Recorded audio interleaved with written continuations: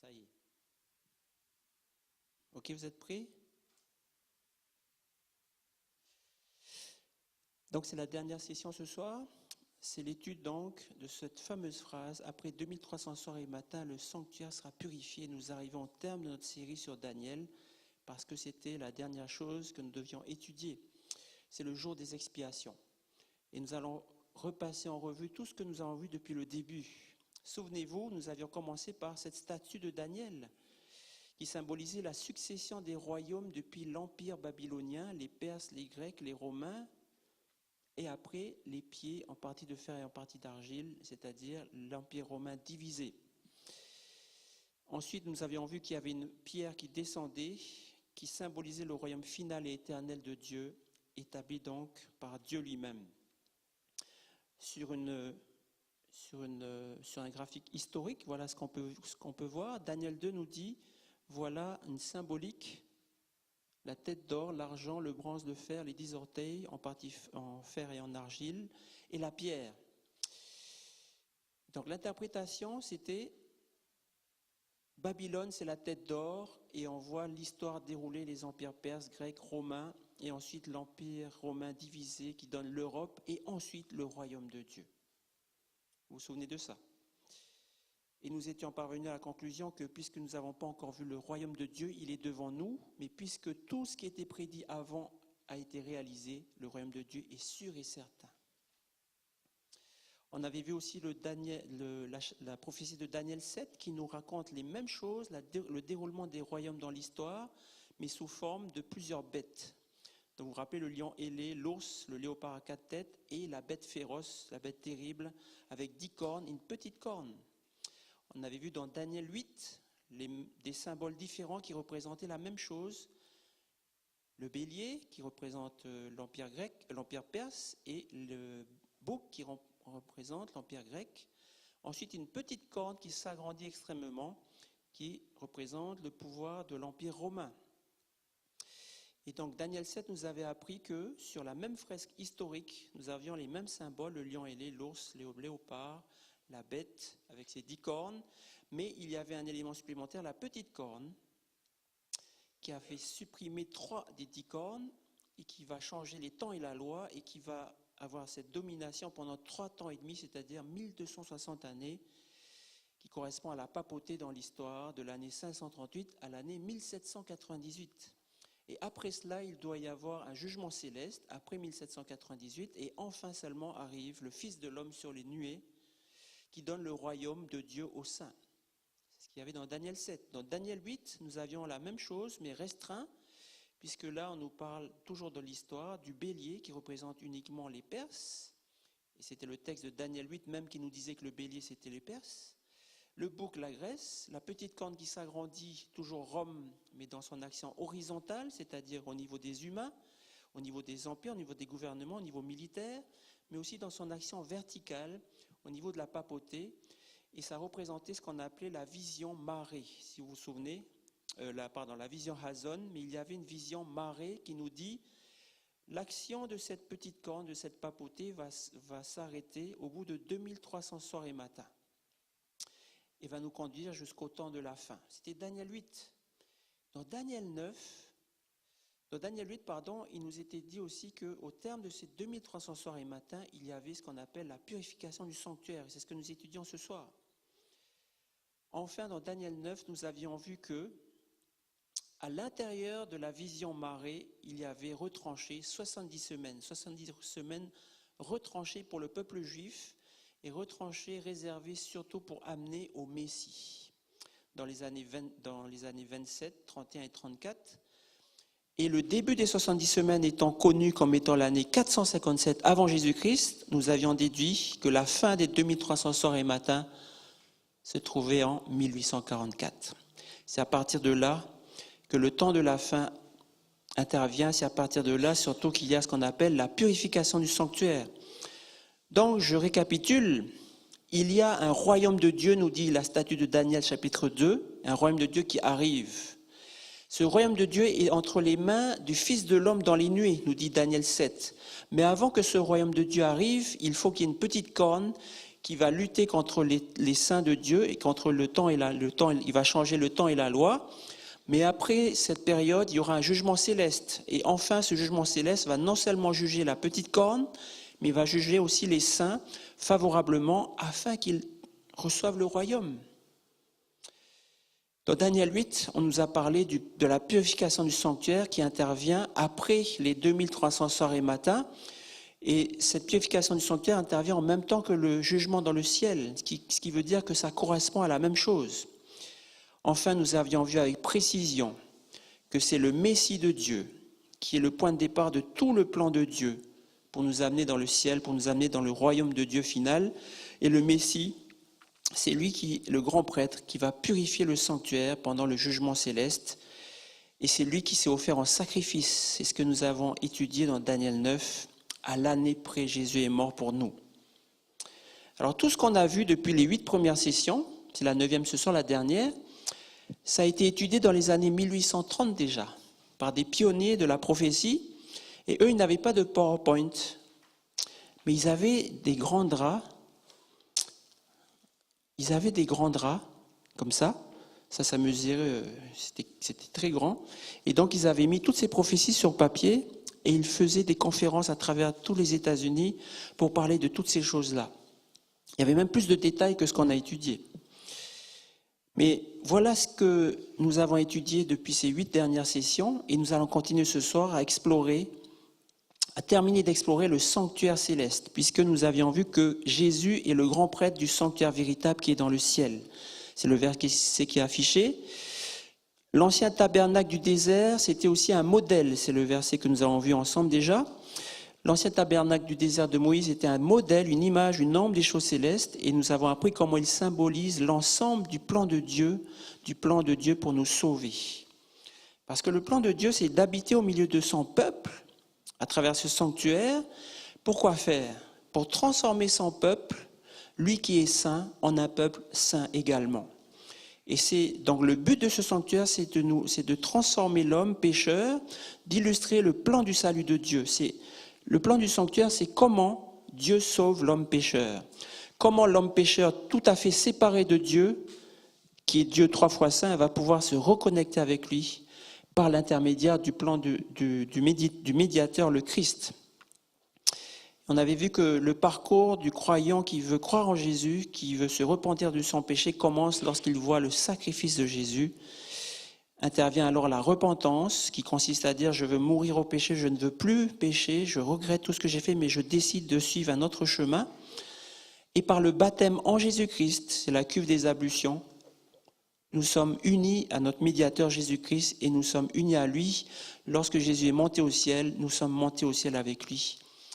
Et nous faisons partie par le baptême de la maison de Dieu.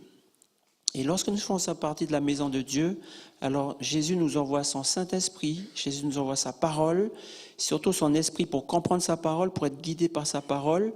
Et Jésus nous donne ce moyen extraordinaire de pouvoir prier et d'avoir accès au Père directement à travers lui. Et finalement, nous avions vu que Jésus se retrouve sur tous les aspects symboliques du sanctuaire. Il est lui-même le sacrifice perpétuel, il est lui-même le prêtre et même le grand prêtre. En dernier lieu, nous avions vu mardi dernier comment dans le lieu très saint, Dieu juge son peuple à travers sa loi, mais Dieu aussi pardonne du haut de son trône de grâce qui est basé sur sa justice, sur la loi de Dieu. C'était le symbole du lieu très saint, de l'arche de l'alliance. Donc voilà, tout ce plan du salut, il dépend d'une seule personne. Par Jésus, nous avons les uns et les autres accès auprès du Père. Et finalement, par le lien de Jésus, nous pouvons avoir accès au pardon, à une nouvelle vie à travers le baptême, au Saint-Esprit, à la parole, à la prière, et à travers le ministère des anges aussi, nous sommes constamment transformés à son image pour devenir saints comme Dieu. La question, que signifie maintenant la purification du sanctuaire dans Daniel 8, verset 14 ? Si on se rapporte donc au service du sanctuaire dans le désert, à l'époque de Moïse, nous nous rappelons qu'il y avait 2 services. Il y avait d'abord les services quotidiens, c'est-à-dire tout ce qui se faisait sur l'autel des sacrifices. Le sacrifice, il y avait une médiation du sacrificateur, une expiation des péchés, la repentance, et donc c'était le lieu c'était la cour et le lieu saint, ce qui se passe dans la cour et dans le lieu saint. Merci. Donc, service quotidien, c'est ici que ça se passe. Sacrifice, ablution, et le médiateur, le prêtre, rentre dans le lieu saint avec le sang du sacrifice ou avec la chair, la viande du sacrifice qui symbolise la vie du pécheur repentant. Et il vient ici pour obtenir le pardon. Il vient ici pour symboliser que le pécheur repentant qui a fait son sacrifice voudrait changer de vie. Et il confie sa vie de pécheur souillé dans le sang et dans la viande qui sont transportés par le prêtre dans le lieu saint, près du Dieu trois fois saint. Mais il y avait aussi le service annuel. Une seule fois par an, il y avait un service qui se propageait jusque dans le lieu très saint. Et le lieu donc, c'était à la fois dans la cour, mais aussi dans le lieu saint, et enfin dans le lieu très saint. Et c'est ce que nous allons examiner ce soir. Nous allons examiner donc ce jour qui s'appelle le jour de la purification du sanctuaire. Une fois par an, c'est ce qu'on appelle le jour des expiations. Mais avant d'examiner en détail cette fête ce soir, nous allons voir que Dieu avait donné d'autres symboles du plan du salut. Il y avait aussi un symbole du plan du salut dans l'histoire à travers les fêtes. Dans Lévitique 23, Dieu donne 7 fêtes annuelles à son peuple. Et nous allons examiner ces 7 fêtes. Et on va voir que ces fêtes sont aussi des prophéties de l'accomplissement du plan du salut de Dieu dans l'histoire. Vous allez voir, c'est extraordinaire. Voilà les 7 fêtes annuelles de Lévitique 23. Il y avait des fêtes du printemps et il y avait des fêtes de l'automne. Et à l'automne, on parle surtout de ce qu'on appelle les récoltes. Donc voilà la première fête, la fête de Pâques. C'était le 14e jour du premier mois, qui symbolise la sortie d'Égypte. C'était le soir où, en Égypte, Moïse avait dit « L'ange de la mort va passer et pour être épargné, il faut mettre le sang de l'agneau sur le linteau. » Et c'est lors de cette dernière plaie, Dieu avait totalement exterminé la résistance de l'Égypte et enfin l'Égypte avait laissé partir le peuple d'Israël. C'était le jour de la libération. Mais cette libération s'est faite au prix de la mort de plusieurs et s'est faite dans le salut d'Israël, puisque Israël, ceux qui avaient obéi, avaient mis le sang des agneaux sur la porte. C'était ce soir-là. La deuxième fête, c'est la fête des pains sans levain.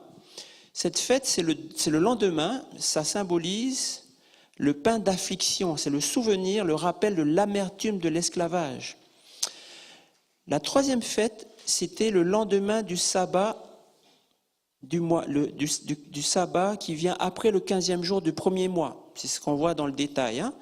Vous allez voir, c'est pas grave, on va se rattraper dans l'histoire exactement. Donc la troisième fête, c'est la fête des prémices de la moisson ou la fête de la gerbe. Et lors de cette troisième fête, on agite très tôt le matin une gerbe devant l'Éternel pour symboliser les premiers fruits de la récolte qui va s'annoncer pour plus tard. Parce que plus tard, à la 4e fête, c'est ce qu'on appelle la fête des prémices, 50 jours plus tard, c'est le démarrage de la récolte. C'est ce qu'on appelle aussi la Pentecôte. Ensuite viennent les fêtes de l'automne. Une fois qu'il y a eu les récoltes, la fin de l'année va arriver. Et à la fin de l'année, c'est le moment des réjouissances. Et on va commencer par la dernière fête, c'est la fête des tabernacles. C'est le symbole de la joie et des réjouissances de l'arrivée dans la terre promise pendant 7 jours. Et cette fête symbolise aussi la recréation du monde, c'est l'année nouvelle. C'est le moment où Dieu efface l'année précédente et maintenant on est dans la joie, on vient dans une nouvelle année. Mais avant de se livrer à la joie et aux réjouissances, donc dans cette dernière fête, il y a quelque chose d'important à faire. On a passé une grande année, on a fait des belles récoltes, on est content, la famille est là, le peuple est là, on va faire la fête. Mais avant de faire la fête, il ne faudrait pas qu'il y ait une ombre de joie qui vienne ternir, une ombre de péché, une ombre d'amertume qui vienne ternir cette fête. Donc avant la fête des tabernacles, il y a ce qu'on appelle la fameuse fête des expiations.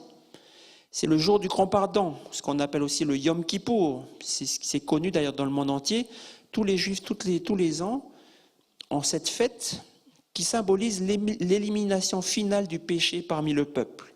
C'est la purification totale, c'est le jour du jugement. Et ce jour est un jour spécial parce que toute personne qui ne s'humilie pas dans ce jour est retranchée de son peuple. Avant de faire la fête des tabernacles, c'est la fête des expiations. Il faut se repentir, il faut tout effacer de ce qui est mauvais dans le peuple. Et pour se préparer à ce jour spécial, il y a, avant la fête des expiations, la fête des trompettes. Pendant 10 jours, on appelle ça la fête des trompettes, mais ce n'est pas des trompettes clairons, hein. C'est des trompettes avec un son lourd. Ça fait à peu près comme ça fait... Et pendant 10 jours, on entend ce bruit dans tout le camp d'Israël. Le matin, le soir. Et tout le monde sait qu'on a 10 jours pour se préparer.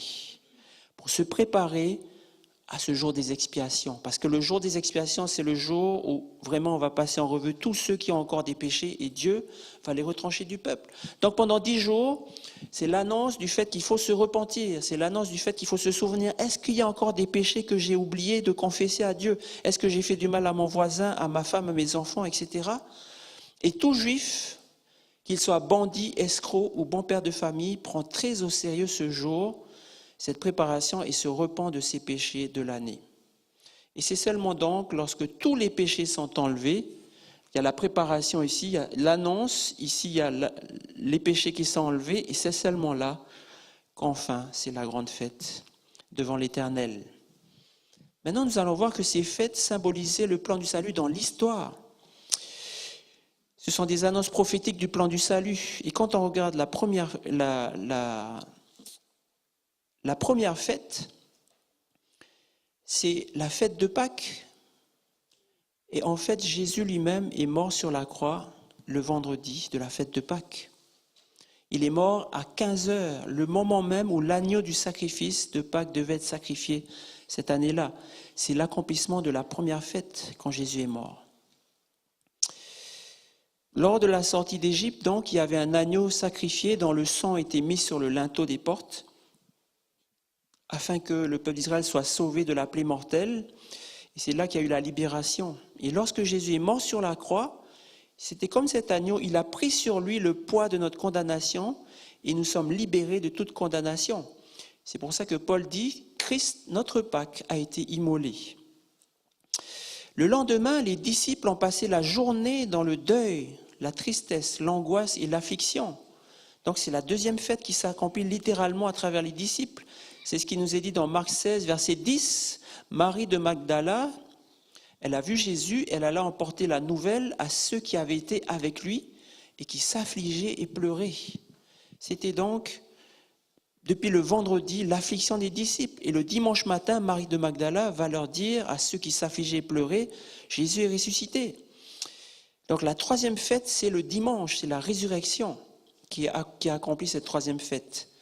Parce que le surlendemain, donc le dimanche, les femmes voulaient embaumer le corps de Jésus, se sont rendues à l'aube au tombeau et ont constaté que le Christ était ressuscité. Jésus apparut à Marie de Magdala, il était ressuscité le matin du premier jour de la semaine. Et vous savez ce qui s'est passé ce matin du premier jour de la semaine, suivant le calendrier juif? C'était l'agitation de la gerbe, la troisième fête. Dans le temple juif, le dimanche matin, on a agité la gerbe des prémices, exactement le même jour et à la même heure. Qu'est-ce que cela signifiait? Dans 1 Corinthiens 15, verset 20, il nous est dit « Christ est ressuscité des morts, il est les prémices de ceux qui sont morts. » Qu'est-ce que c'est les prémices? C'est les tout premiers fruits d'une grande récolte qui vient. Au verset 22, « Tous revivront en Christ, mais chacun en son rang, Christ comme prémisse, puis ceux qui appartiennent à Christ lors de son avènement. » Christ, donc, ce dimanche matin, ressuscite comme les prémices de la grande récolte des ressuscités à la fin des temps. Vous voyez comment c'est extraordinaire, comment le plan de Dieu se réalise vraiment, exactement comme prédit par ces fêtes. Un petit aparté, justement, quand Dieu nous donne des choses à observer, même dans les tout petits détails, des fois on se dit à quoi ça sert, pourquoi? Il y a toujours une signification pour notre salut. Donc ces fêtes ont été accomplies à la lettre. Ces 3 premières fêtes ont été accomplies à la lettre et au jour même et à l'heure même de la fête juive cette année-là. Une fois ressuscité, qu'est-ce qui va se passer? Jésus va apparaître à ses disciples, va encore les instruire pendant 40 jours. Ensuite, il va monter au ciel et il va leur dire d'attendre le Saint-Esprit. Et qu'est-ce qui se passe? Le Saint-Esprit est répandu sur l'ensemble des disciples. Les disciples vont se mettre à parler en langue. La foule va accourir et l'apôtre Pierre va faire une grande prédication. Et en ce jour-là, ceux qui acceptèrent sa parole furent baptisés. Et en ce jour-là, le nombre des disciples s'augmenta d'environ 3000 âmes. Et c'était quel jour? Le jour de la Pentecôte. C'est le début de quoi? De la récolte du peuple de Dieu. Dans la fête juive, tous les ans, c'est le début de la récolte. Mais là, c'est le début de la récolte du peuple de Dieu. 3000 baptêmes, c'est le début de l'Église. Là encore, ça se réalise le jour même de la fête religieuse juive cette année-là. Waouh! Je suis le seul à dire waouh.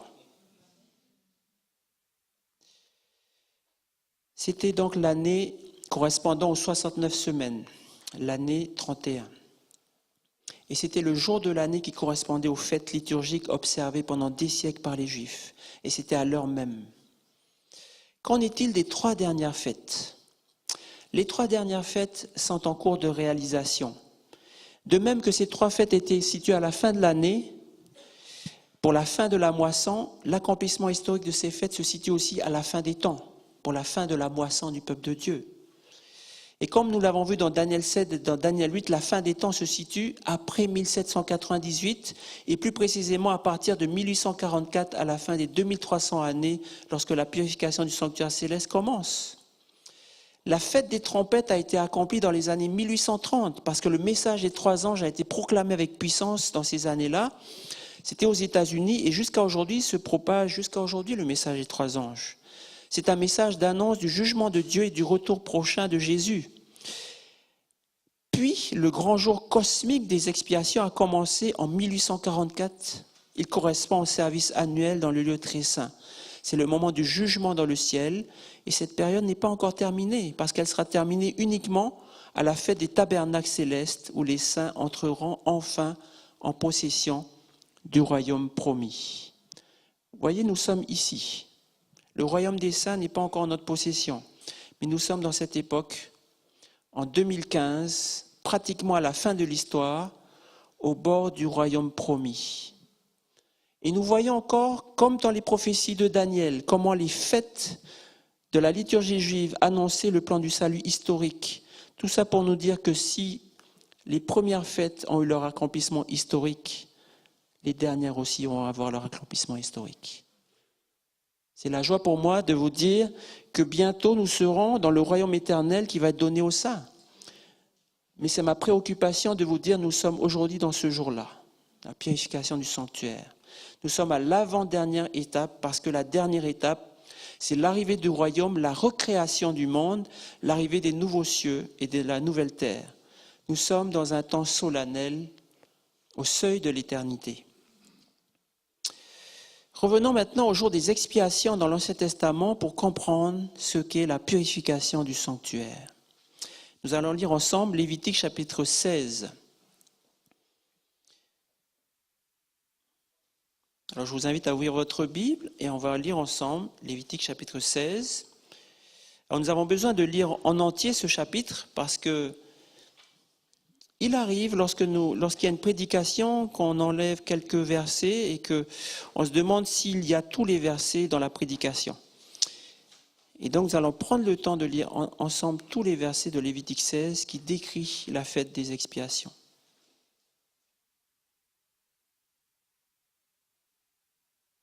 Voilà. Si ma Bible veut bien s'allumer, ce qui n'est pas le cas.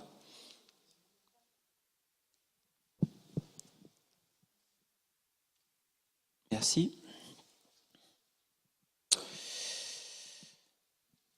Lévitique 16. L'Éternel parla à Moïse après la mort des 2 fils d'Aaron qui moururent en se présentant devant l'Éternel. L'Éternel dit à Moïse, parle à ton frère Aaron afin qu'il n'entre pas en tout temps dans le sanctuaire au-dedans du voile, devant le propitiatoire qui est sur l'arche, de peur qu'il ne meure. Car j'apparaîtrai dans la nuée sur le propitiatoire. Voici de quelle manière Aaron entrera dans le sanctuaire. Il prendra un jeune taureau pour le sacrifice d'expiation et un bélier pour l'holocauste.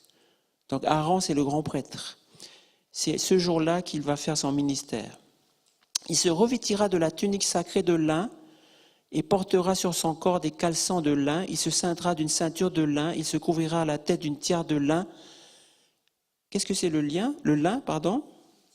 C'est un tissu issu d'une plante et ce tissu est tout blanc. Ce sont les vêtements sacrés dont il se revêtira après avoir lavé son corps dans l'eau. On voit tout un aspect de purification du grand prêtre avant de faire ce qu'il doit faire. Verset 5, « Il recevra de l'assemblée des enfants d'Israël 2 boucs pour le sacrifice d'expiation et un bélier pour l'holocauste. Aaron offrira son taureau expiatoire, il fera l'expiation pour lui et pour sa maison. Il prendra les 2 boucs et il les placera devant l'Éternel à l'entrée de la tente d'assignation. Aaron jettera le sort sur les 2 boucs, un sort pour l'Éternel et un sort pour Azazel. Aaron fera approcher le bouc sur lequel est tombé le sort pour l'Éternel et il l'offrira en sacrifice d'expiation. Et le bouc sur lequel est tombé le sort pour Azazel sera placé vivant devant l'Éternel, afin qu'il serve à faire l'expiation et qu'il soit lâché dans le désert pour Azazel. Aaron offrira son taureau expiatoire, il fera l'expiation pour lui et pour sa maison. Il égorgera son taureau expiatoire. Il prendra un brasier plein de charbon ardent ôté de dessus l'autel devant l'Éternel et de 2 poignées de parfum odoriférant en poudre.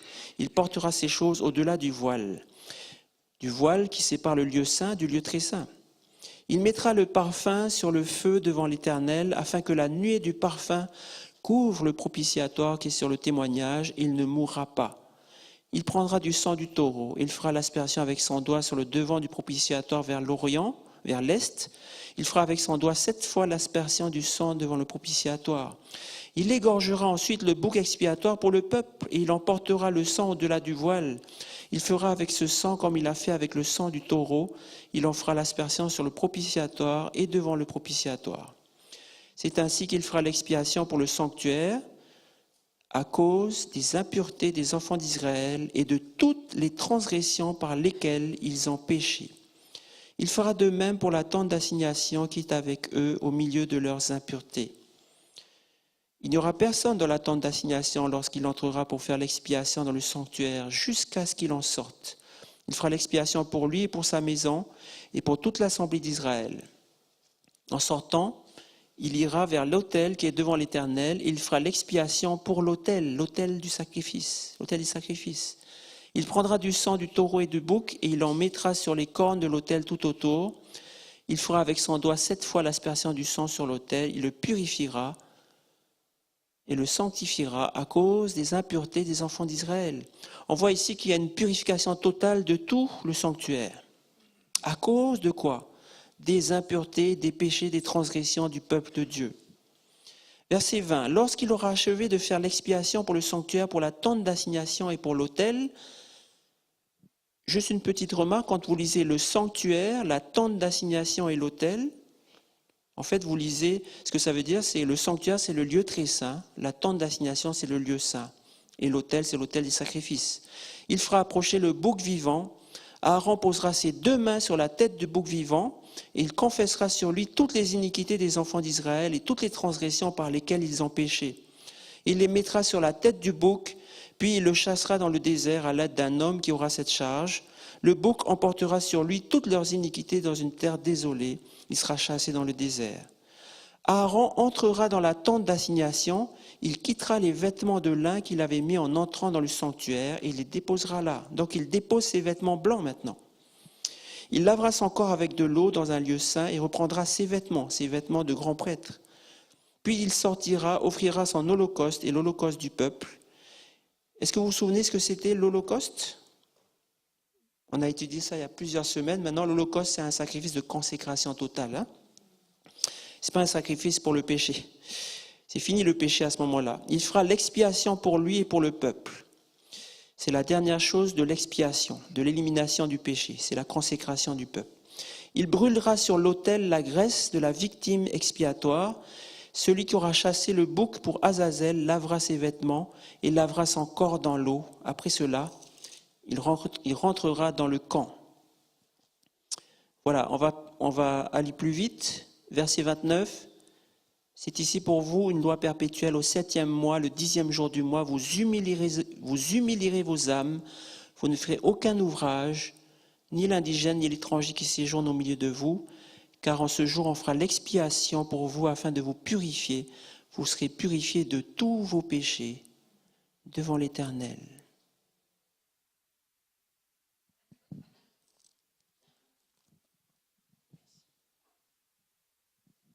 On va s'arrêter là.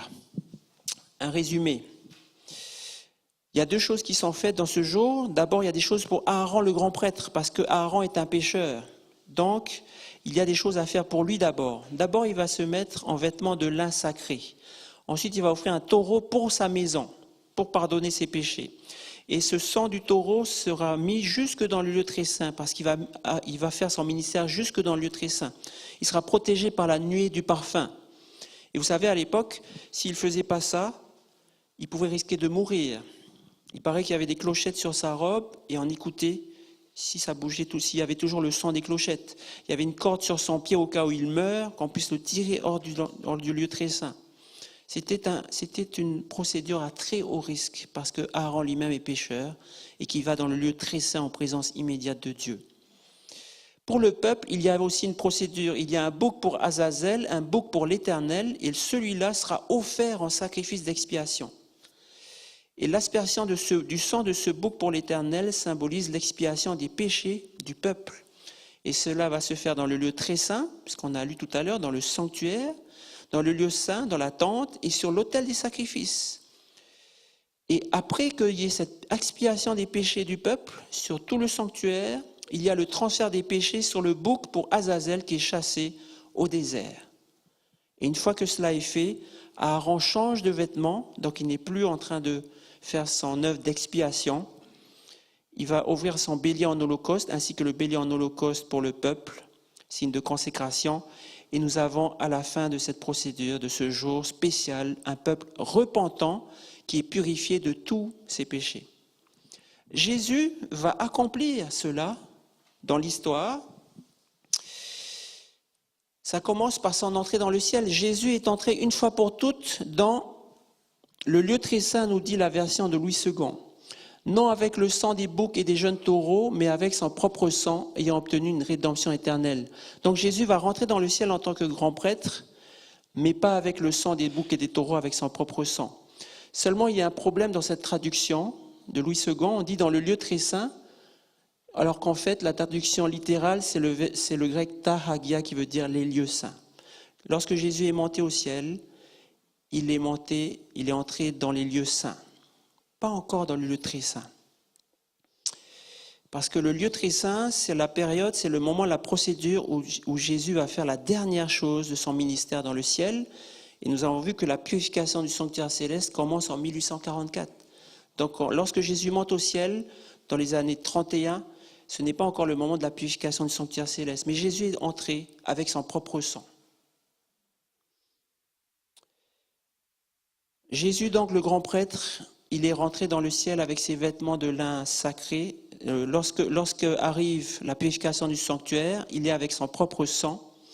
Et pour le peuple, le sacrifice pour le péché, qui c'est Jésus lui-même. L'aspersion du sang de Jésus, c'est la purification des péchés du peuple de Dieu par la vie de Jésus, c'est la justice. Dans le lieu très saint, nous avons les commandements de Dieu. Dans le lieu saint, nous avons le Saint-Esprit, la parole de Dieu, la prière. Et sur l'autel des sacrifices, nous avons la croix seule. Nous avons le ministère de Jésus partout dans le sanctuaire.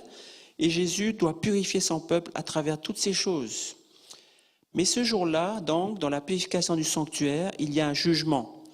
Et ce jugement, comme nous avons vu tout à l'heure, c'est le jugement contre l'ennemi de Dieu, jugement favorable pour les disciples de Jésus. Et ce jugement fait qu'à la fin de la procédure, la culpabilité du péché va être transférée sur Satan, l'auteur du mal. Et c'est là que Jésus, en tant que grand prêtre, change de vêtements. Il n'est plus grand prêtre maintenant, il va revenir vers son peuple, apporter la bonne nouvelle de la purification de tous les péchés au peuple, consécration du peuple. Et à la fin, nous avons ce peuple repentant, purifié de tous les péchés. C'est la victoire sur le péché. Avant que Jésus revienne, avant qu'il nous amène vivre dans ce royaume de Dieu sans péché. Deux choses à remarquer, c'est que le sang de Christ purifie tout, dans un certain ordre, dans le lieu très saint, dans le lieu saint, sur l'autel des sacrifices aussi. Deuxième chose, le peuple est repentant. Comme disait le pasteur Jean-Noël il n'y a pas longtemps, le peuple de Dieu n'est pas en pique-nique. Le peuple de Dieu est repentant dans cette époque. Et il est purifié de tous ses péchés, complètement. C'est cela la purification du sanctuaire céleste. Et on va voir en détail. Le premier aspect, donc, c'est de purifier l'ensemble du sanctuaire. Parce que le sanctuaire, pendant toute l'année, il y avait eu le traitement des péchés du peuple. Quand on avait péché, on venait offrir un sacrifice pour son péché. Le prêtre prenait soit la viande, soit le sang, il passait par la cuve, il allait dans le lieu saint, il mettait le sang sur l'autel des parfums. Et tout ce ministère-là parle du péché du peuple pendant toute l'année. Et nous avions vu ensemble que lorsque le sang était versé ici de la victime pour le péché, le sang de cet animal, nous dit Ellen White, est aussi le symbole de la vie du pécheur repentant. Donc quand le sang vient ici, c'est comme si le pécheur dit « Seigneur, pardon pour mon péché, mais je te confie ma vie souillée et pécheresse. Je m'approche de toi, je veux que tu me purifies. » C'est comme une sorte d'engagement quand on vient demander pardon à Dieu. On ne demande pas pardon à Dieu juste comme ça en disant « pardonne, efface », mais on dit à Dieu « je vais me rapprocher de toi, je veux que ce soit toi qui me transforme, je veux que tu enlèves, tu pardonnes mon péché, mais surtout que tu me purifies du péché. » Et ça, c'est ce qu'il y avait toute l'année. Et donc ce jour de la purification du sanctuaire, le sang du bouc pour l'Éternel, le sang de Jésus, va purifier tous ces péchés, toutes ces vies pécheresses qui ont été amenées ici. Mais attention, prenez attention à ça. Si pendant l'année, vous n'aviez pas confessé un seul péché, ça veut dire que le sacrifice n'est pas fait. Ça veut dire que votre vie pécheresse n'est pas transférée ici. Ça veut dire que le dernier jour, Jésus ne va pas effacer totalement vos péchés. Ça veut dire que si vous avez oublié un seul péché que vous n'avez pas confessé à Jésus, le jour de la purification du sanctuaire, votre péché ne sera pas effacé. C'est très grave. Si quelqu'un ne s'est pas repenti, ne s'est pas humilié, n'a pas offert de sacrifice pour son péché, n'est pas rentré dans le sanctuaire, il restera chargé de son péché devant la sainte loi de Dieu. Toute personne qui ne s'humiliera pas ce jour-là sera retranchée de son peuple. C'est pour ça qu'il y avait cette fameuse fête des trompettes pendant 10 jours, pour procéder à un sérieux examen de conscience, pour être sûr qu'aucun péché n'avait été oublié, et que chaque péché avait été confessé et remis au sanctuaire pour obtenir le pardon de Dieu. Pendant toute l'année, on avait le salut à disposition. Pendant toute l'année, chaque personne du peuple avait à disposition le moyen de se réconcilier avec le Dieu trois fois saint. Il y avait le pardon, il y avait la purification, il y avait la transformation par Dieu qui était disponible. Il y avait un engagement à ne plus pécher. Mais le jour de la purification du sanctuaire, Dieu va poser la question, c'est ça le jugement, est-ce que tu t'es laissé transformer par moi-même? Est-ce que quand tu m'as confessé tes péchés, tu as fait tous tes efforts pour me laisser agir en toi, pour t'abandonner à moi, pour que moi-même, Dieu, je te transforme et que j'enlève ce péché de ta vie.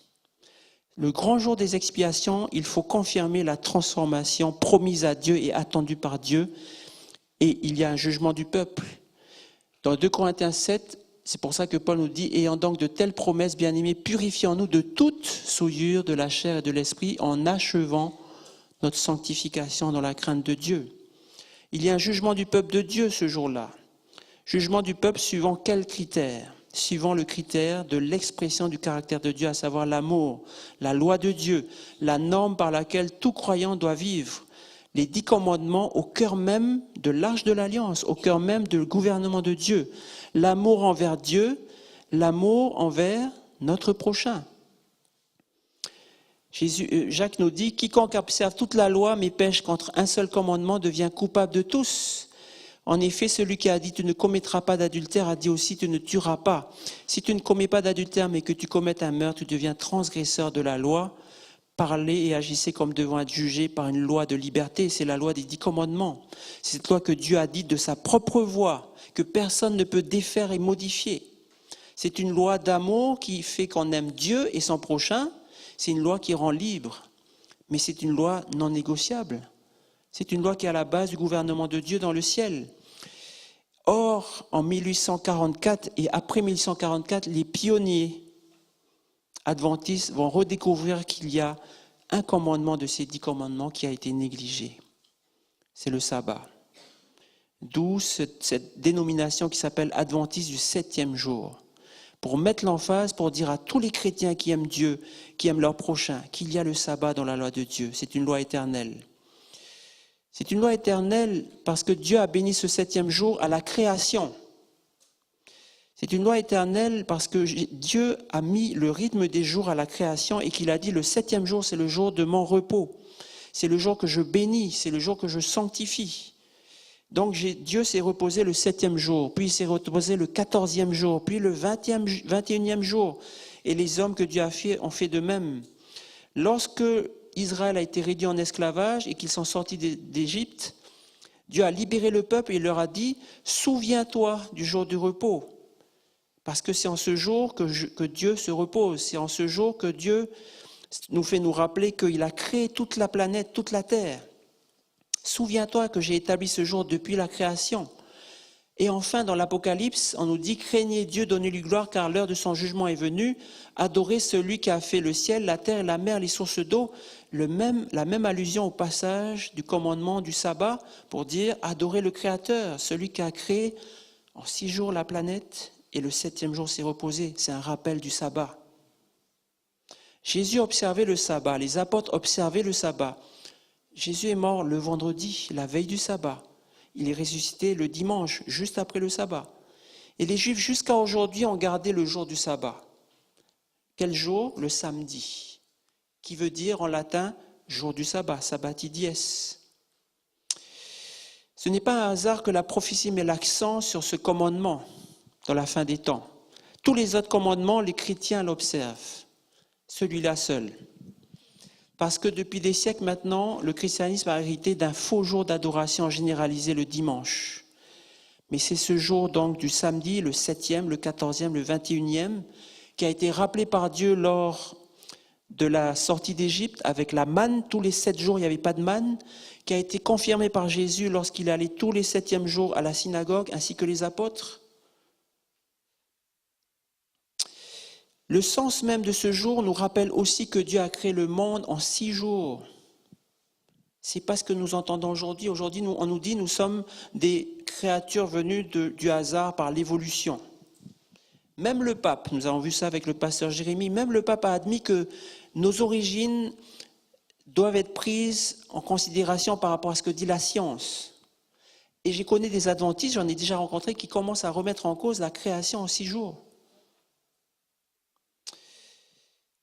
Or, dans le monde non chrétien, il y a des scientifiques qui disent, sans croire en Dieu, l'évolution, ça ne marche pas. Ils ont des preuves que ça ne marche pas. Eux-mêmes, ils disent que ça ne marche pas, l'évolution. Et toutes les prophéties de Daniel, qui ont prouvé leur exactitude, nous montrent qu'un jour, Dieu va recréer un nouveau ciel, une nouvelle terre. Il n'y aura pas une nouvelle évolution pendant des millions d'années.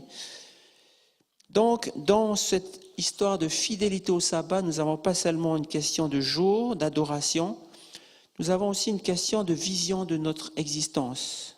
Est-ce que nous venons du hasard? Est-ce qu'il y a un Dieu qui a fait une évolution au hasard avec des millions d'années, avec des morts, avec tout ce qu'on sait de ce que racontent les scientifiques? Ou est-ce que c'est un Dieu personnel qui nous aime tellement, qui nous a créés pour nous aimer? Où est-ce que nous sommes dans un monde sans but, sans foi, ni loi et sans aucun sens, parce que tout le monde a perdu la présence du Dieu créateur?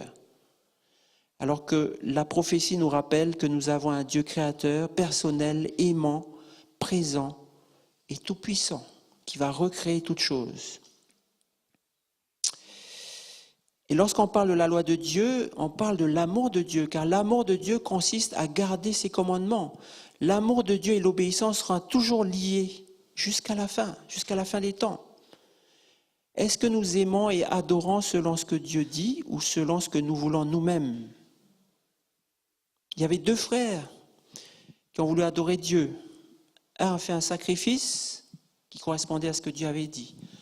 L'autre a fait un sacrifice de tout ce qu'il aimait, de tout ce qui était bien aussi. Mais ce n'est pas ce que Dieu avait dit. Et Dieu n'a pas agréé son sacrifice.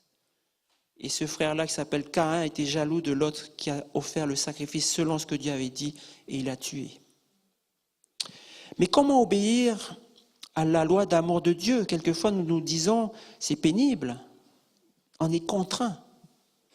Or la parole de Dieu nous dit non, ces commandements ne sont pas pénibles. Pourquoi? Parce que c'est Dieu qui répand en nous son amour. L'amour de Dieu est répandu dans nos cœurs par le Saint-Esprit qui nous a été donné. C'est Dieu qui produit en nous le vouloir et le faire selon son bon plaisir. C'est pour ça que nos efforts, le bon combat de la foi, nous dit Paul, c'est de s'accrocher à ce Dieu, c'est d'être absolument fidèle, scotché à toute sa parole. Pas ce que nous pensons, pas ce que nous ressentons, mais à sa parole. Et lorsque nous sommes fidèles à sa parole, lorsque nous sommes totalement dévoués à Dieu, alors Dieu nous envoie son Saint-Esprit et il provoque en nous le vouloir et le faire. Dieu ne s'empare pas de notre liberté.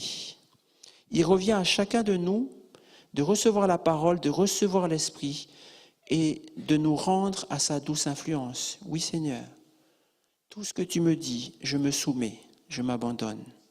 Même les petites choses, même les petites procédures que tu as dites dans ta parole qui me semblent hors de sens, même les petites choses que tu nous dis à travers l'Église, toutes ces choses, c'est toi Seigneur qui me dis pour mon salut. Même si ce n'est pas agréable quelquefois, il faut rentrer dans le plan du salut pour cela. Il y a un deuxième aspect dans la fête de la purification du sanctuaire. Il y a deux boucs. Le bouc pour l'Éternel, Jésus-Christ, et le bouc pour Azazel, qui représente Satan. Jésus est aussi le grand prêtre. C'est lui aussi qui va porter son sang. C'est lui le sacrifice, mais c'est lui qui va porter le sang jusque dans le lieu très saint. Il va le mettre sur l'arche de l'Alliance pour le peuple. Le sang est le symbole de la vie. Vous lisez ça dans Lévitique 15, le sang est le symbole de la vie. Donc quand on dit que le grand prêtre Jésus va appliquer son sang sur l'ensemble du sanctuaire et sur tout, et pour purifier l'ensemble des péchés du peuple de Dieu, le sang du sacrifice de Jésus, c'est la vie du sacrifice de Jésus, c'est la vie de Jésus. Le sang des sacrifices pour le péché qu'on faisait pendant toute l'année, ça représentait la vie des pécheurs. Mais le sang du bouc pour l'Éternel, le dernier jour, c'est la vie de Jésus qui va purifier la vie des pécheurs. C'est l'expiation pour le peuple par le sang de Christ, par la vie du Christ. Vous savez, quand on dit il y a un péché, il y a des problèmes, notre façon de faire, c'est de se battre contre ces problèmes. Quand on voit le péché qui vient, on se dit « Ah, j'ai un mauvais caractère » ou « Je tombe toujours dans la transgression de ce commandement-là ». Souvent, on a le réflexe de se dire « Je vais me concentrer pour ne plus faire ça, pour ne plus faire ça ». Si je suis colérique, je vais me concentrer pour ne plus être colérique. Je vais me dire « Je ne dois plus être en colère ». Et souvent, c'est ce qu'on fait, par exemple, quand on veut faire un régime. On veut faire un régime, on dit « Je ne veux plus manger de la nourriture ». Et comme on ne fait que de dire « Je ne veux plus manger de la nourriture », on pense toujours à la nourriture et on mange toujours la nourriture. Le remède au péché, ce n'est pas de se dire « Je ne vais plus pécher ». Le remède au péché, c'est de s'abandonner à Jésus pour que ce soit sa vie qui purifie notre péché, qui enlève notre péché. Il ne s'agit pas de lutter contre le mal, il s'agit de se faire totalement absorber dans la vie de Jésus.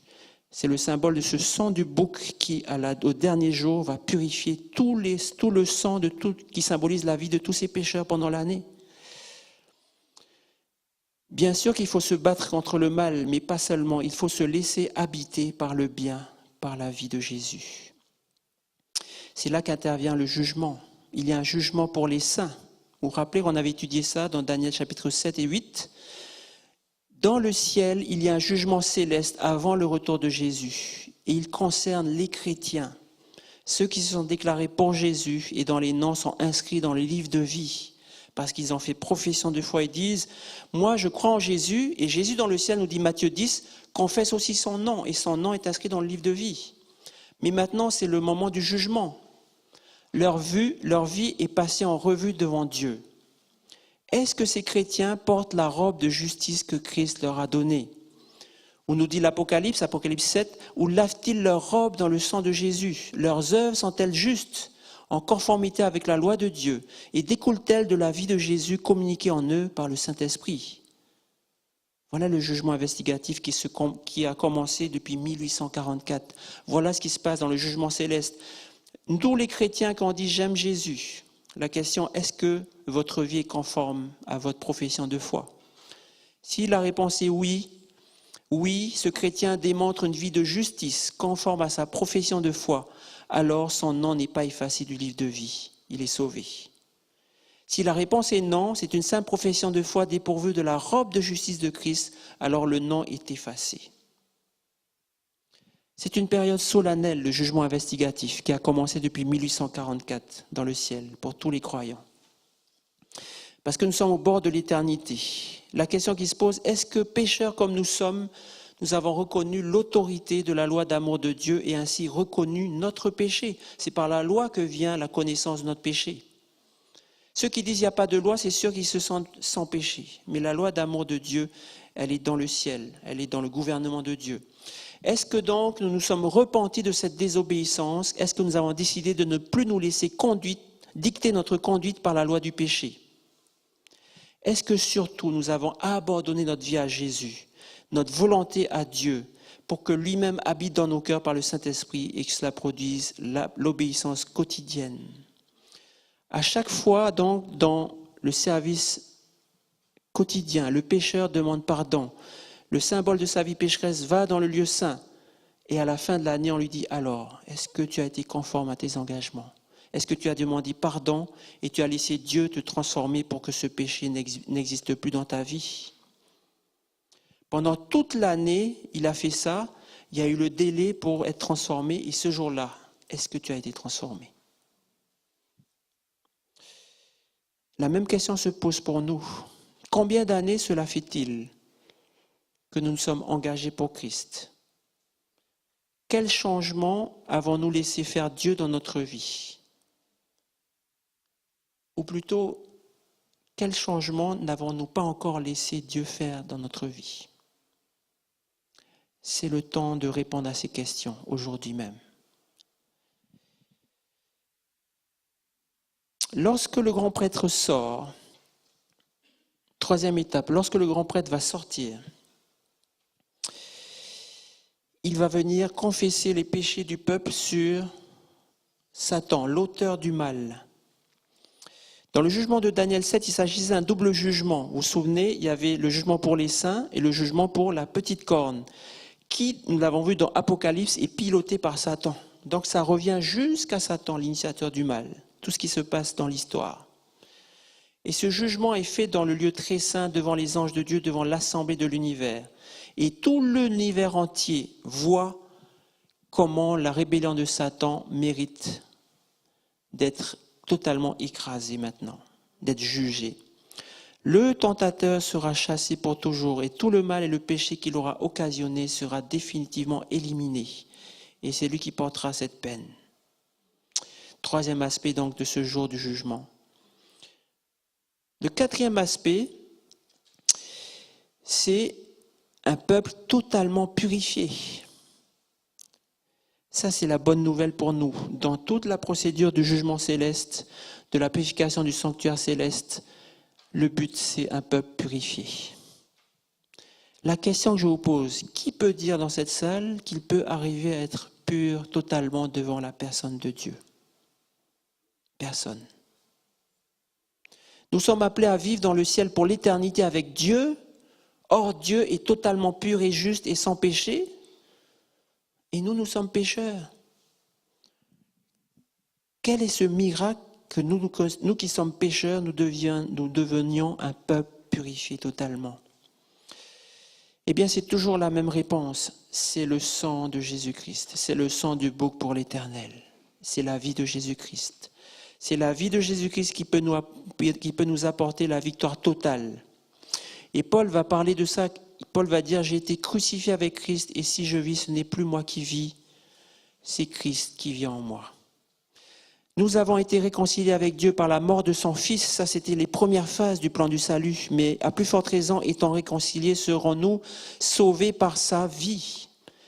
C'est pas seulement la mort de Christ sur la croix qui nous sauve, c'est sa vie qui nous sauve. C'est sa vie en nous qui nous purifie totalement et nous rend prêts à habiter dans le ciel éternellement. Les bébés spirituels que nous sommes doivent grandir et être complètement formés à l'image de Christ. C'est ainsi que nous serons prêts à entrer dans le ciel et à vivre éternellement avec lui. Le mal aura été vaincu dans nos vies, pas parce qu'on aura combattu le mal, mais parce que la vie de Jésus aura complètement écrasé le mal dans notre vie. Le mal ne sera plus, le péché sera corrigé et éloigné de nous, ce sera enfin le bonheur éternel, parce que Satan aura été chassé à ce moment-là. Et nous ne pourrons plus jamais faire comme Satan, parce que nous aurons compris à quel point le péché est mauvais. Nous aurons compris à quel point la grâce de Dieu, la volonté de Dieu, la loi de Dieu, il n'y a rien de meilleur dans tout l'univers. La question qui se pose à nous, est-ce que c'est Jésus qui vit en moi actuellement? Est-ce que Jésus vit en moi? Pour répondre à cette question, vous pourrez faire un exercice, peut-être maintenant ou plus tard. Vous pouvez fermer les yeux. Vous pourrez faire un film. Faites le film comme si Jésus, il habitait à Nouméa, aujourd'hui même. Il vivait aujourd'hui et il faisait votre métier. Il avait votre famille. Et imaginez comment Jésus vivrait aujourd'hui, à votre place. La question, est-ce que c'est la vie que nous voyons dans notre vie? Est-ce que c'est nous? Est-ce que partout et toujours nous vivons comme Jésus, parce que Jésus vit en nous? Parce que Jésus n'a pas pour objectif de nous laisser demi-accomplis. Vous savez, Dieu peut nous préserver de toute chute et vous faire paraître devant sa gloire irrépréhensible et dans l'allégresse. Parce que Jésus, lorsqu'il reviendra, veut que nous soyons complètement irrépréhensibles, irréprochables. Que le Seigneur augmente de plus en plus parmi vous et à l'égard de tous cet amour que nous avons nous-mêmes pour vous, afin d'affermir vos cœurs pour qu'ils soient irréprochables dans la sainteté devant Dieu notre Père, lors de l'avènement de notre Seigneur Jésus avec tous ses saints. La grâce de Dieu, c'est celle qui nous sauve, c'est celle qui nous permet le salut, mais Dieu ne s'attend pas à une récolte de blé à peu près mûr ou à peu près pourri. Dieu veut une récolte de blé extraordinairement mûre pour le grand jour du retour de Jésus. Il y a quelques personnes qui pensent qu'il est impossible de devenir irréprochable avant que Jésus ne revienne. En fait, ce n'est pas ça qui est impossible. Ce qui est impossible avant que Jésus revienne, c'est de ne plus être des pécheurs. Nous serons toujours des pécheurs jusqu'à ce que Jésus revienne. Nous le serons jusqu'à ce que Jésus renouvelle notre corps lorsqu'il nous prendra avec lui. Mais d'ici là, même en tant que pécheur, il est possible de ne plus pécher par la seule puissance du Seigneur vivant en nous. Est-ce que vous croyez cela? Amen.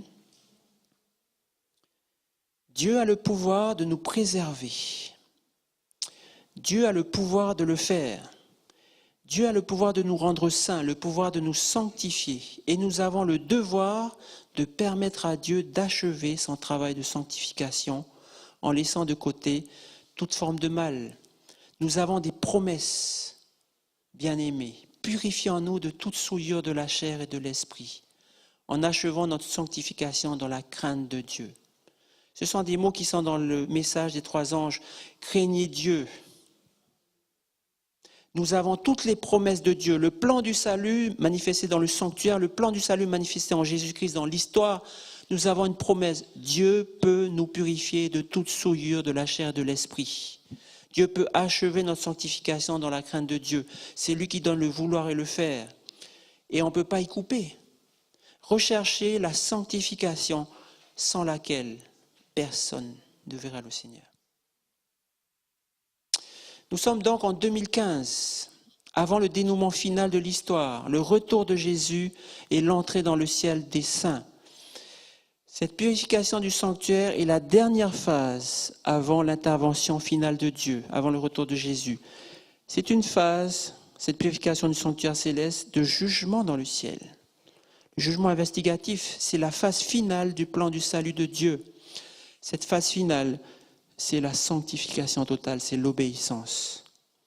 En d'autres termes, c'est devenir saint comme Dieu lui-même. pour enfin être admis dans le lieu très saint, être admis en présence directement de Dieu.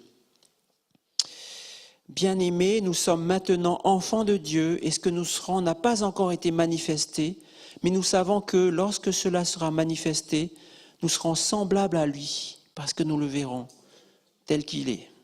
Amen. Quelqu'un qui entretient encore des péchés mignons, peut-il faire cette déclaration? Qu'un jour je serai semblable à lui? Est-ce que quelqu'un qui n'a pas réglé ses problèmes émotionnels, ses problèmes relationnels, peut rentrer dans ce salut? Est-ce que quelqu'un qui n'a pas encore crucifié son moi d'abord peut rentrer dans ce plan du salut? Est-ce que quelqu'un qui rechigne à obéir au commandement de Dieu peut rentrer dans ce plan du salut? Est-ce que quelqu'un qui pose des problèmes dans le peuple de Dieu peut rentrer dans ce plan du salut? La réponse à ces questions est non. Mais oui, parce que si on se repent, il est encore temps. Si on se repent aujourd'hui, il est encore temps. On peut rentrer dans ce plan du salut. On peut avoir cette vie de Jésus en nous qui purifie totalement notre vie de tout péché. Voici la purification du sanctuaire céleste que nous vivons, cette fête cosmique des expiations que nous vivons actuellement, juste avant que Jésus revienne. Voici l'appel du peuple de Dieu. Voici l'appel de ces derniers temps. La question qu'on peut se poser quand même, est-ce que ce n'était pas déjà le cas avant 1844? Est-ce que toutes ces choses n'étaient pas déjà disponibles avant 1844? C'est vrai. Le plan du salut existait avant 1844. Mais rappelez-vous de l'histoire, ce plan du salut a été obscurci tout au long des siècles par l'ennemi des âmes. Et il a été contrecarré par la petite corne.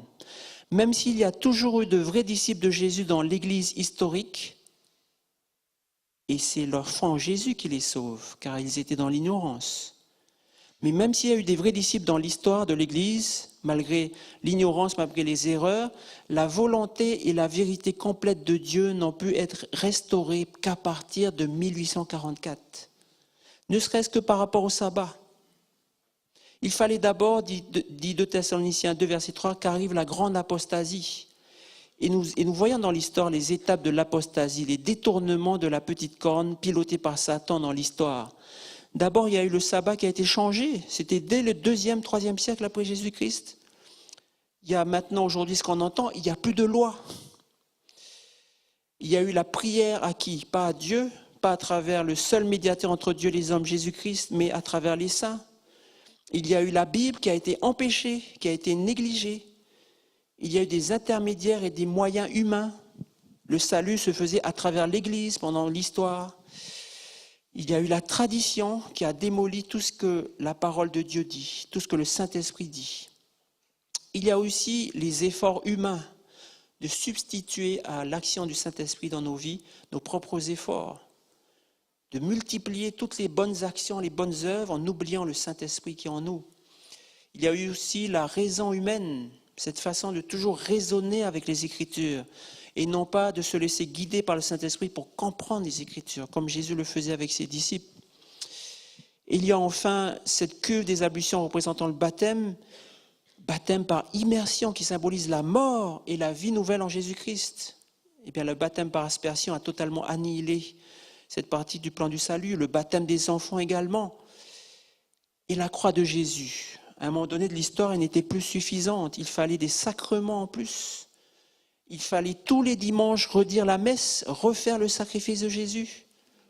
Et maintenant, dans un extrême opposé, on nous dit c'est la croix seulement qui purifie le peuple de Dieu. Il n'y a pas besoin du reste, la croix uniquement.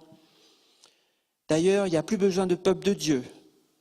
Il n'y a plus besoin d'église. On peut faire ces choses tout seul. Nous sommes seuls face à Dieu. L'Esprit nous dit tout ce que nous avons à dire, tout ce que nous avons à faire, et les autres de l'Église n'ont rien à nous dire, puisque c'est nous seuls qui avons une liaison avec Dieu. C'est pas ce qu'enseigne la parole de Dieu. D'ailleurs, dans ce jour de la purification du sanctuaire, c'est le peuple en entier qui est là. C'est tout le peuple de Dieu.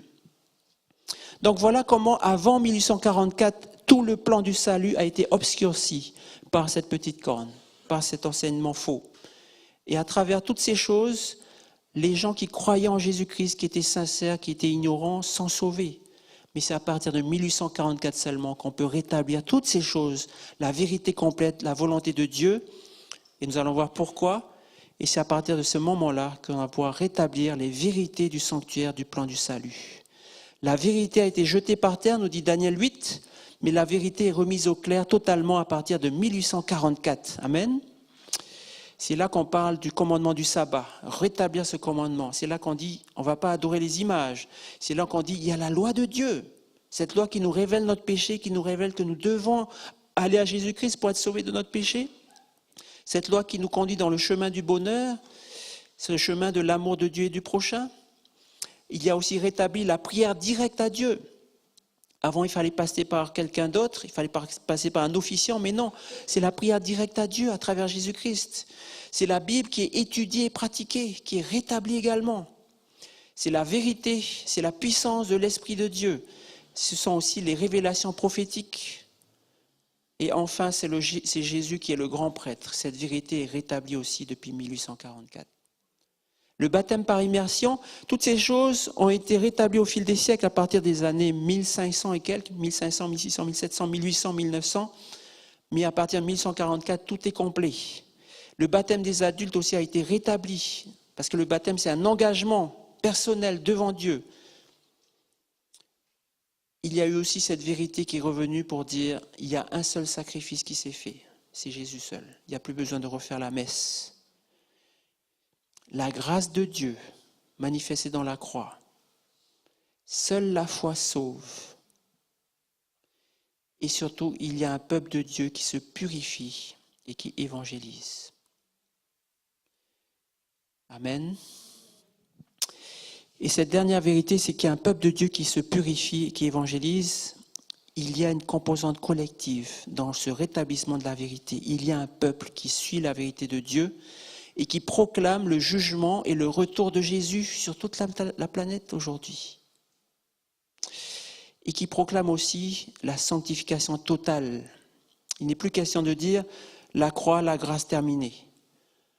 Le but que Dieu nous assigne, c'est de devenir saints comme lui. Il y a un peuple.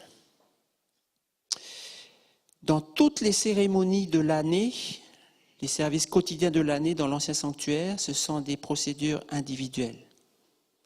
Mais le jour de la purification du sanctuaire, le dernier jour, c'est tout le peuple qui est là. Et de même que ça symbolisait le plan du salut, l'histoire du salut dit qu'il y a un peuple aussi qui se purifie à partir de 1844. Car la grâce de Dieu, source de salut pour tous les hommes, a été manifestée. Elle nous enseigne à renoncer à l'impiété, au convoitisme mondain et à vivre dans le siècle présent selon la sagesse, la justice et la piété, en attendant la bienheureuse espérance et la manifestation de la gloire du grand Dieu et de notre Sauveur Jésus-Christ. Ça commence par la grâce, c'est pour tous les hommes. Mais en attendant la bienheureuse espérance, la manifestation de la gloire du grand Dieu et Seigneur Jésus-Christ, en attendant le retour de Jésus, cette grâce nous enseigne quoi? À faire n'importe quoi, non? À renoncer à l'impiété. L'impiété, c'est le contraire de la sainteté. C'est le contraire d'être comme Dieu. Elle nous enseigne à renoncer à l'impiété et au convoitisme mondain. C'est pour ça qu'il y a un peuple qui renonce au convoitisme mondain sur cette planète. Qui dit, le monde fait ceci, moi je ne suis pas là. Qui dit, on va s'amuser là, qui dit, on boit ceci, je ne bois pas ça. À vivre dans le siècle présent. On n'est pas dans le passé, on est dans le siècle présent, mais nous sommes selon la sagesse, la justice et la piété. Ça, c'est le peuple de Dieu de la fin des temps. Jésus s'est donné lui-même pour nous afin de nous racheter de toute iniquité. S'il y a encore une iniquité qui traîne parmi nous, mes frères et sœurs, parmi moi-même, il faut s'en occuper. Et de se faire un peuple qui lui appartienne, purifié par lui et zélé pour les bonnes œuvres. Pas seulement purifié en disant nous sommes saints, mais nous sommes là en train d'agir pour les bonnes œuvres de Dieu, pour évangéliser. Et dans le lieu très saint, donc, les anges de l'univers regardent la vie du peuple de Dieu. Ils voient l'œuvre de Dieu dans le peuple de Dieu. Ils voient dans le peuple de Dieu la démonstration que la loi d'amour de Dieu est la seule fondation valable du gouvernement de l'univers. Ils voient dans ce peuple de Dieu un peuple uni, purifié, saint, S-A-I-N, saint, S-A-I-N-T. tout en même temps, esprit, âme et corps, un peuple actif pour accomplir la volonté de Dieu. Un peuple qui est assis sur un banc et dès que Dieu dit « fais ceci », ils se lèvent du banc, ils font ce que Dieu dit. Ça, c'est la vision du peuple de la fin des temps. Et il glorifie Dieu. L'univers glorifie Dieu en voyant son peuple. C'est pour ça que ce n'est pas le temps pour le peuple de Dieu de s'éclater, de faire un pique-nique, mais de se repentir, de mettre sa vie en conformité avec la loi de Dieu, par la foi en Jésus. C'est pour ça que nous avons un style de vie si particulier dans ces chrétiens qui ont redécouvert ces vérités. L'esprit, l'âme et le corps sont traités entièrement à la gloire de Dieu, comme nous a si bien prêché notre sœur André sabbat dernier. Soit donc que vous mangiez, soit que vous buviez, soit que vous fassiez quelque autre chose, faites tout pour la gloire de Dieu. Ce que vous faites dans votre lit aussi, je ne vais pas être explicite, faites tout pour la gloire de Dieu. Voici la vocation du peuple de Dieu de la fin des temps. Voici l'appel solennel du peuple de Dieu de la fin des temps. La question qui se pose pour nous ce soir, est-ce que cela correspond au portrait de l'Église adventiste du 7e jour de Nouméa? C'est à nous de répondre personnellement. Et ce n'est pas seulement devant l'univers, c'est aussi devant les hommes. Que votre lumière luise ainsi devant les hommes, afin qu'ils voient vos bonnes œuvres et qu'ils glorifient votre Père qui est dans les cieux. Ayez au milieu des païens une bonne conduite, afin que là même où ils vous calomnient comme si vous étiez des malfaiteurs. Est-ce qu'il y a des gens qui vous calomnient dans cette salle? Est-ce que vous vivez ça dans cette salle? Il y a des gens qui vous calomnient comme si vous étiez des malfaiteurs? Alors ayez une bonne conduite, afin que les gens remarquent vos bonnes œuvres et glorifient Dieu au jour où il les visitera. Ça, c'est l'appel d'en haut. C'est un appel qui dépasse ce que dit un prédicateur, ce que dit la tradition, le raisonnement, le choix personnel, le comité d'église. Tout ça, c'est complètement dépassé par l'appel de Dieu. Ça dépasse le moi. C'est un appel du Dieu vivant à son peuple. Donnez gloire à Dieu. Donnez gloire à Dieu en tant que peuple. Parce que si les hommes glorifient Dieu à travers nous, ils vont trouver Dieu, ils vont trouver le salut. Écoutons maintenant l'exhortation de la parole de Dieu. On va simplement lire un dernier passage ensemble. Ainsi donc, frères, puisque nous avons au moyen du sang de Jésus une libre entrée dans le sanctuaire, et puisque nous avons un souverain sacrificateur établi sur la maison de Dieu, Jésus est dans le ciel pour nous en ce moment-ci.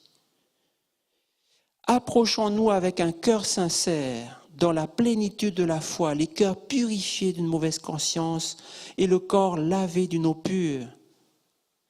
Retenant fermement la profession de notre espérance, car celui qui a fait la promesse est fidèle. On nous parle encore des promesses de Dieu. Il est fidèle, il va réussir ce plan du salut en nous.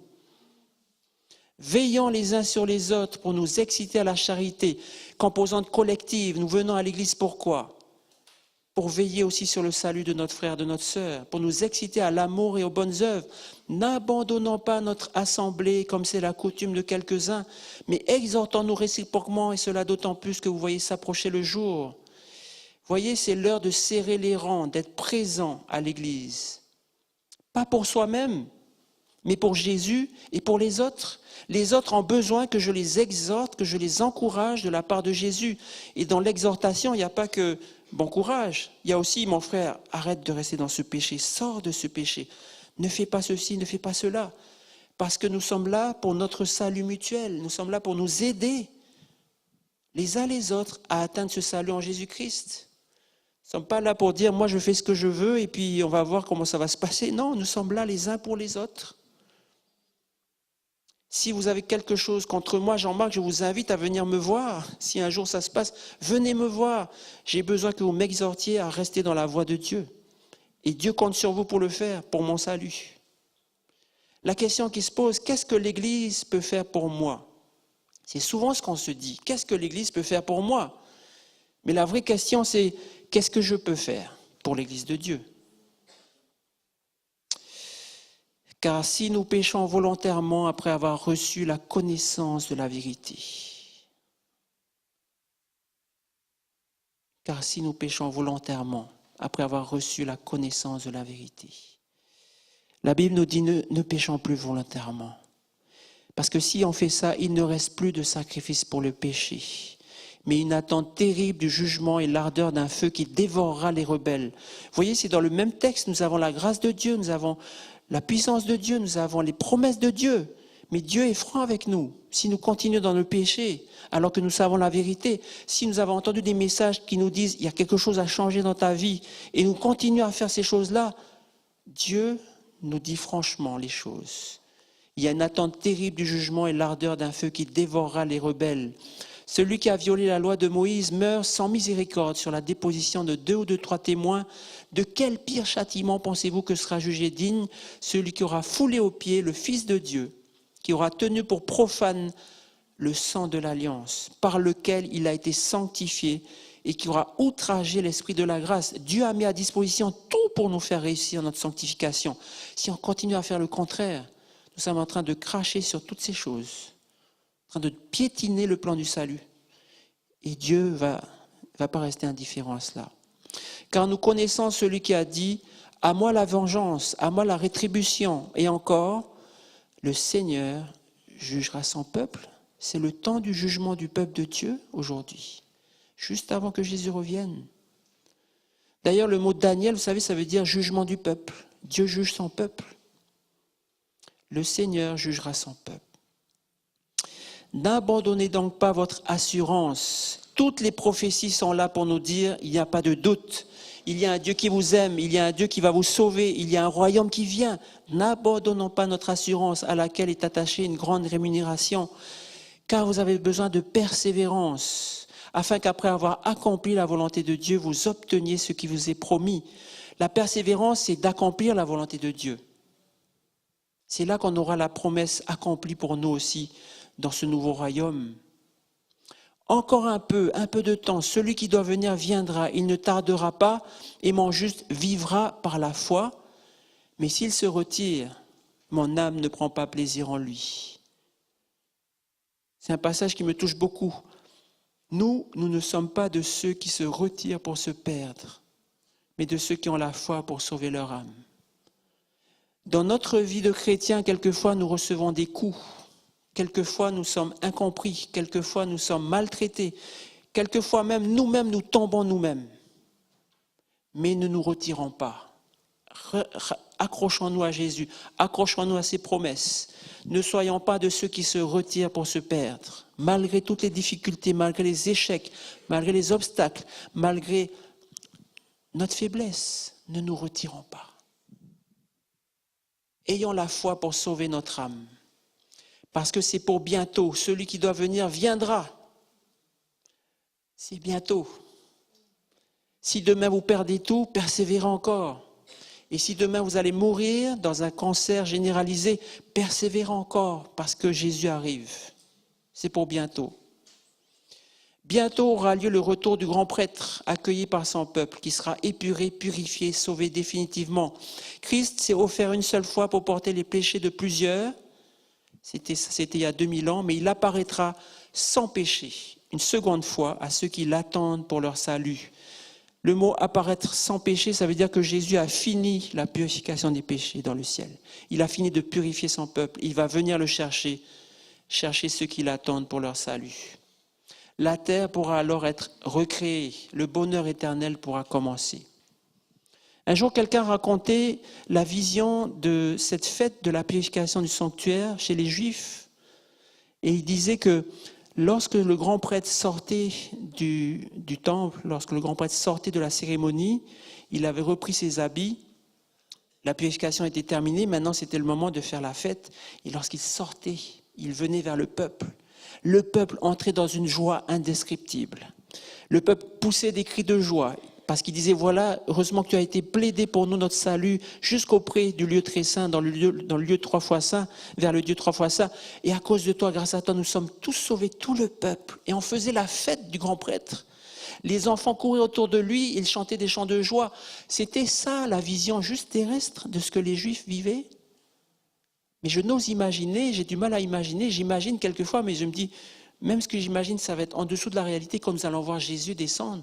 Celui qui aura purifié tout son peuple de ses péchés, celui qui aura assisté malgré les péchés, malgré les défis, malgré les problèmes, malgré les persécutions, tout son peuple sera passé à travers de tout ça et sera sanctifié totalement.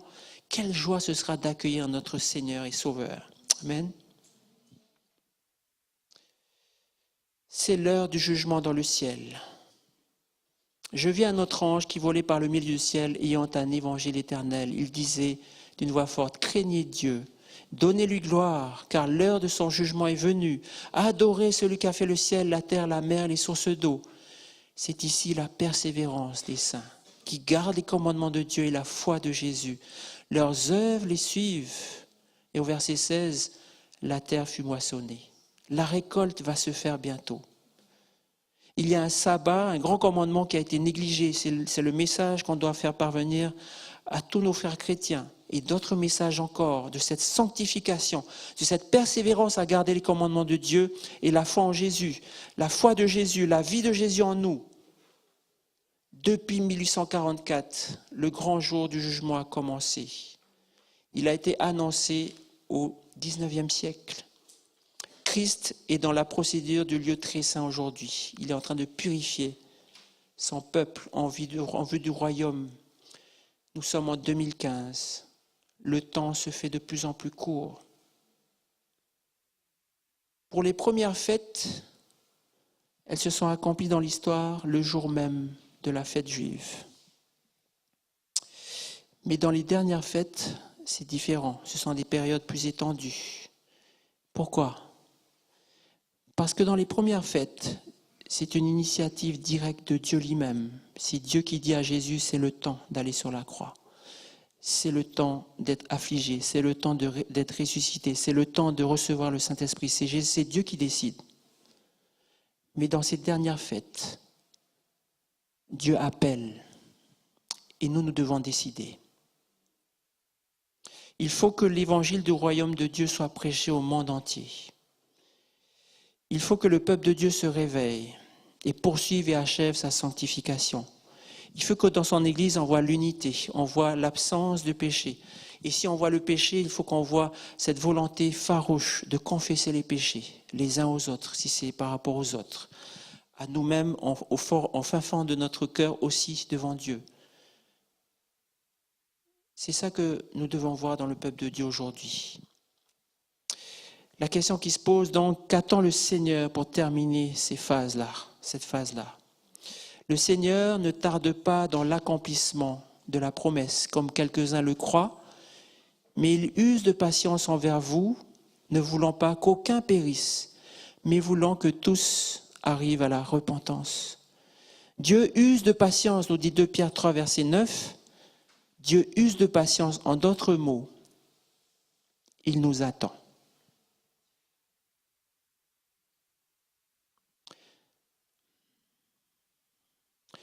Est-ce que vous voulez répondre au dernier message de Dieu avant sa venue? Le jugement investigatif a commencé déjà depuis 1844 et la fin de ce jour cosmique des expiations approche. C'est le temps de la purification de nos vies par le sang de Jésus, par la vie de Jésus en nous. C'est le jour où nous sommes invités à nous mettre en conformité à la volonté de Dieu, par amour pour Dieu et par la foi et par le Saint-Esprit. Le Seigneur nous appelle ce soir. Est-ce que nous avons l'intention de devenir semblables à Jésus par la seule puissance du Saint-Esprit, dans la vérité de sa parole, dans la persévérance de la prière, dans l'obéissance à ses commandements? Est-ce que vous avez l'intention de faire partie de ce peuple qui se prépare ensemble, qui se soutient les uns les autres dans le plan du salut, dans la sanctification? Non pas dans le moi d'abord, non pas dans le confort, mais dans la vraie sanctification, dans les œuvres de Dieu de la fin des temps. Que Dieu vous bénisse et vous aide à répondre à cette question. Oui. Gloire à Dieu. Amen. On va se mettre à genoux pour la dernière prière. Pasteur Jérémy, tu veux prier pour nous?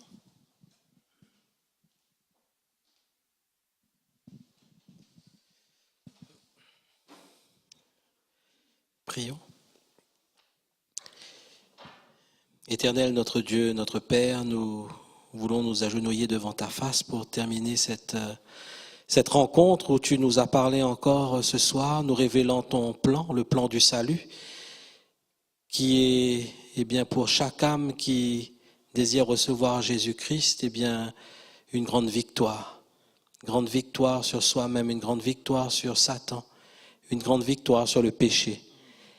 Merci Seigneur d'avoir été, à travers ton plan, pédagogique pour nous montrer combien nous avons un grand problème et combien tu règles ce problème qui s'appelle le péché, comment tu le règles Seigneur.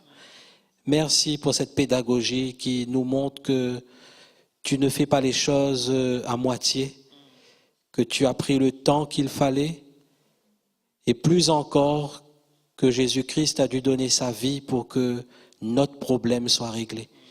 Merci Jésus Seigneur, notre Sauveur, pour le don de l'espérance, le don de ta vie pour nous. Donne-nous à ne pas dilapider ce que tu as fait pour nous. Donne à nous tous ce soir à prendre conscience de ton amour, à prendre conscience du sacrifice que tu as fait, Seigneur, pour notre salut. Seigneur, c'est vrai que peut-être nous avons encore beaucoup de choses à régler dans notre vie personnelle. Tu connais nos faiblesses, tu connais nos manquements, tu connais nos penchants, nos mauvais penchants. Seigneur Jésus-Christ, tu es le seul à pouvoir faire un miracle dans notre vie individuellement. Nous t'appelons à le faire ce soir. Fais ce miracle, Jésus, et donne-nous à être sur ce chemin de la sanctification, à vouloir devenir irréprochable par rapport au problème du péché. Et que lorsque tu reviendras, nous soyons tous, Seigneur, transformés totalement, notre corps également. Seigneur, nous prions pour que ton peuple, ici en Nouvelle-Calédonie, plus particulièrement à Nouméa, soit un peuple qui recherche la sanctification, qui recherche à avancer, unis par ton Esprit Saint, unis dans la vérité, à ne pas vouloir excuser le péché, à ne pas vouloir retrouver des excuses pour ne pas accomplir la mission que tu nous proposes. Donne-nous à croître en grâce, donne à ton peuple à avancer, main dans la main, avec ton Esprit Saint comme notre guide, et que la mission que tu attends de nous se fasse avec zèle, avec joie, avec humilité également, Seigneur. Apprends-nous à être humbles. C'est vrai que nous pouvons avoir la connaissance, mais elle ne nous sert à rien si cette connaissance n'est pas mise en pratique, Seigneur. Donne-nous à être vus par ceux qui sont dans ce qu'on appelle le monde, que tu appelles le monde, à être comme Daniel qui était dans le monde, qui était dans Babylone, mais où le cœur n'appartenait pas à Babylone, puisqu'il marchait à contre-courant pour te montrer, te faire connaître, Seigneur Jésus-Christ. Donne à ton peuple ici, à Nouméa, à marcher aussi à contre-courant, à vouloir être cette lumière resplendissante qui s'illumine pour que les âmes qui sont enténébrées sortent des ténèbres et puissent recevoir la lumière qui est Jésus-Christ.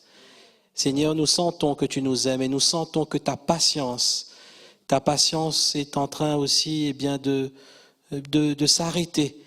Donne-nous à prendre conscience de cela et donne-moi à prendre conscience de cela et à arrêter, Seigneur, si nous jouons, arrêter de jouer avec le salut. Père Céleste, raccompagne ton peuple ce soir à travers ton Esprit Saint, que nous puissions être dans ta paix, dans ta joie. Et merci Seigneur d'avoir inspiré notre frère Jean-Marc, de lui avoir donné le temps, le talent également et les paroles qu'il fallait pour que ton peuple soit béni à travers ton enseignement. Bénis son épouse, bénis ses enfants, bénis son ministère, Seigneur Jésus-Christ, en tant qu'ancien. Et j'ai une pensée aussi pour mon frère Jeannot et son épouse, leurs enfants, ainsi que frère Albert, son épouse et leurs enfants. Qu'ensemble, Seigneur, avec ton peuple, qu'ils soient bénis et accomplissent le ministère que tu attends de ton Église. C'est là notre prière au nom de Jésus et pour la gloire de Jésus-Christ. Viens, Seigneur Jésus. Amen.